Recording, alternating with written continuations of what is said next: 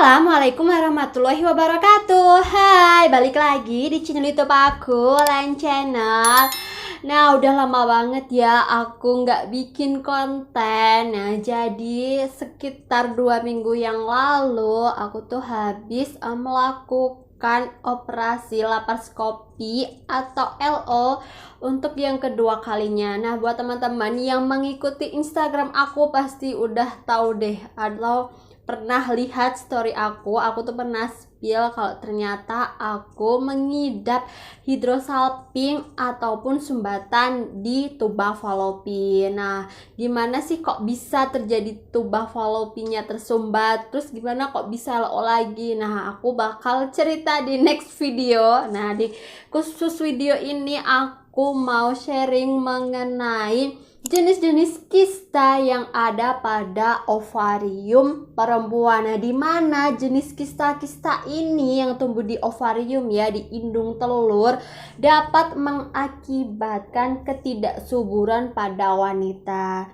Nah, sebenarnya ada kaitannya nggak sih antara si kista dan juga kesuburan? Nah, ternyata tuh ada kaitannya teman-teman, karena beberapa jenis kista ini tuh mempengaruhi baik dari kualitas sel telurnya, baik dari jalan tuba fallopinya, dan ini mempengaruhi wanita mudah atau tidaknya untuk hamil. Namun jangan khawatir, dengan penanganan yang tepat kista ini tuh dapat ditangani dan seorang wanita dapat dengan mudah berpeluang untuk hamil. Karena tidak semua wanita yang memiliki kista pada ovariumnya itu tidak subur. Jadi tergantung dari penanganannya. Sekedar info aja ya, disclaimer dulu, kalau aku sharing ini tuh berdasarkan artikel yang aku baca, yaitu ada di Halo Dokter dan juga Hello Doc. Teman-teman juga bisa searching di Google. Nah, jadi aku juga bukan seorang dokter, bidan atau tenaga medis lainnya ya. Jadi di sini aku cuma membantu menginformasikan ya dengan membuat video ini. Kalau misalnya teman-teman males baca gitu kan, jadi lebih enak nonton video. Nah, di sini nih tempatnya. Oke, langsung aja ke materinya ya. Jadi kista ini tuh dibagi menjadi dua ya teman-teman. Ada jenis kista yang dapat mempengaruhi kesuburan dan juga ada kista yang tidak mempengaruhi kesuburan. Nah, dua jenis kista ini tuh semua ada di ovarium atau bisa tumbuh di ovarium. Jadi lingkupannya itu di ovarium ya teman-teman. Nah, yang pertama yaitu kista yang dapat mempengaruhi kesuburan pada wanita. Apa aja sih? Yang pertama ya, yang banyak kasusnya dan yang banyak diderita sama wanita, yaitu ada yang namanya PCOS atau biasa disebut dengan sindrom polikistik ovarium. Nah, di sini siapa nih teman-teman yang mengidap PCOS? Nah, PCOS ini disebabkan karena hormonal yang mengatur kinerja hormon pada siklus menstruasi wanita. Dan PCOS ini ya teman-teman dapat mengakibatkan tidak adanya ovulasi pada wanita. Karena apa? Karena para pengidap PCOS biasanya itu haidnya itu tidak teratur, entah 3 bulan sekali, 2 bulan sekali, bahkan ada yang sampai 5 bulan sekali. Nah, dari rentang atau jarak inilah yang membuat sulit banget untuk menentukan kapan masa ovulasinya. PCOS mempunyai ciri-ciri yang pertama tadi itu, haidnya yang tidak teratur menyebabkan susah menentukan masa ovulasi. Kemudian bentuk kistanya ya, yaitu sebuah benjolan kecil-kecil ya, banyak yang ada pada indung telur. Kemudian ciri-cirinya yaitu timbul banyak jerawat, kenaikan berat badan, dan juga tumbuhnya rambut-rambut halus ya. Biasanya kalau pada cewek itu tumbuh kayak kumis ya, tipis. Ada juga yang mengalami rambut rontok sampai bisa berisiko terkena diabetes. Nah, umumnya PCOS ini tuh tidak ada gejalanya teman-teman. Biasanya orang tahu kalau ada PCOS itu saat melakukan pemeriksaan USG, entah orangnya mau program hamil atau cek perutnya sakit kenapa. Nah disitu baru ketahuan deh kalau ada PCOS. Lanjut yang kedua yaitu kista yang dapat mempengaruhi kesuburan wanita, yaitu ada kista endometriosis. Yap, betul banget. Nah endometriosis inilah yang ada di atau yang pernah aku alami ya, aku idap, dan juga beberapa teman-teman ya, subscriber maupun followers aku, dimana ya endometriosis ini tuh berupa benjolan ya atau kista yang tumbuh pada indung telur, dan isinya kista itu sebuah cairan ya, itu darah, sisa haid yang tidak keluar. Nama lain dari endometriosis ini yaitu kista coklat ya, karena dalamnya itu darah berwarna coklat, dan ini tuh tumbuh di luar dinding rahim. Nah biasanya ya di ovarium, di indung telur. Selain di ovarium, endometriosis ini bisa juga tumbuh di tuba fallopi, di bagian sisi depan, belakang rahim, atau bahkan bisa tumbuh di usus besar. Dan endometriosis ini ya teman-teman disebabkan karena hormonal ya, adanya yang namanya hormon estrogen yang berlebihan. Nah selain endo ini yang yang menyakitkan, ternyata si endo ini juga dapat menyebabkan yang namanya iritasi, peradangan, bahkan perlengketan. Nah salah satunya yaitu perlengketan yang pernah aku alami dulu itu ya, namanya aku operasi usus buntu. Dan yang operasi ketiga yang kemarin itu juga terjadi pelengketan di tuba fallopi, yaitu karena efek dari si endonya dan juga pengalaman sebelum-sebelumnya pernah menjalankan operasi. Nah di video sebelumnya aku pernah sharing juga nih tempat organ endometriosis bisa tumbuh ya, teman-teman bisa lihat videonya. Dan penyebab terjadinya endometriosis ini juga pernah aku sharing ya, namanya yaitu ada menstruasi retrograde, teman-teman bisa lihat juga. Kemudian untuk ciri-cirinya atau gejalanya juga sudah pernah aku bahas di video ini, teman-teman bisa lihat juga. Nah, di sini aku hanya menyampaikan sekilas aja gitu ya. Jadi tanda-tandanya dari endometriosis yaitu udah pasti nyeri yang luar biasa.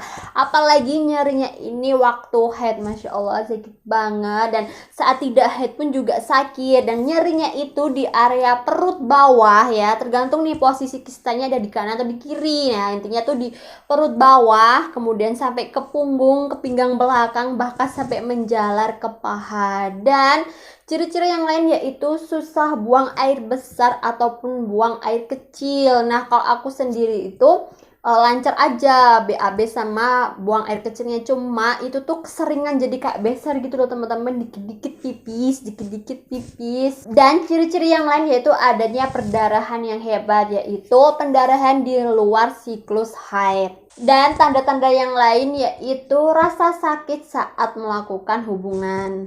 Nah itu tadi ya teman-teman, 2 jenis kista yang dapat mempengaruhi kesuburan pada wanita. Kita lanjut pada jenis-jenis kista yang tidak mempengaruhi kesuburan, yaitu yang pertama ada yang namanya kista fungsional. Nah di sini siapa tuh yang pernah dengar kista fungsional? Nah kista fungsional ini ya teman-teman tumbuh pada wanita yang masih mempunyai ovarium. Jelas ya, karena dia itu tumbuhnya di ovarium. Nah, kista fungsional ini terjadi ketika folikel yang mengandung sel telur itu membesar atau tidak pecah. Dan kista fungsional ini tidak memiliki gejala yang pasti. Nah, biasanya kista itu dapat hilang dengan sendirinya dalam waktu 6-8 minggu. Nah, kemudian yaitu ada kista dermoid. Nah, kista dermoid ini biasa disebut dengan teratoma matur yang berbentuk dari sel-sel germinal ovarium. Nah, sel-sel germinal merupakan bakal dari sel telur dan dapat mengandung gigi, rambut, kulit, bahkan jaringan lemak. Nah, ciri-ciri dari kista dermoid ini ya biasanya tidak terjadi atau tidak adanya gejala, tergantung dari ukurannya. Kalau misal ukurannya besar, biasanya itu terjadi nyeri pada perut dan juga kembung. Dan jika sudah besar, berpotensi untuk terpeluntir ataupun pecah, dan nyerinya pun juga terjadi tiba-tiba, bahkan bisa disertai dengan demam juga. Yang ketiga yaitu ada Kystadenoma ovarium. Nah, kista ini tuh tumbuh di luar permukaan ovarium, dan Kystadenoma ini ukurannya bisa mencapai 5-20 cm, dan ciri-cirinya yaitu dindingnya tipis dan juga bersekat-sekat. Dan ada dua macam Kystadenoma ovarium, yaitu ada Kystadenoma serosa dan juga Kystadenoma mucinosa. Dibandingkan serosa, mucinosa lebih jarang ditemukan, lebih bersekat-sekat, lebih besar, dan lebih sedikit terjadi di kedua ovarium. Dan umumnya tidak terjadi gejala, dan biasanya tuh ditemukannya tuh tanpa sengaja ya, kayak tiba-tiba periksa ternyata ada Kystadenomanya. Kalau misal pun ada gejalanya, biasanya gejalanya itu nyeri, dan juga nyerinya itu mengganggu aktivitas. Misal ada gejala, nah gejalanya itu ada nyeri perut dan juga nyeri saat melakukan aktivitas tertentu. Nah, itu tadi ya teman-teman 5 jenis kista yang ada pada ovarium. Nah, pada umumnya kista ovarium ini ya tumbuh pada wanita usia subur.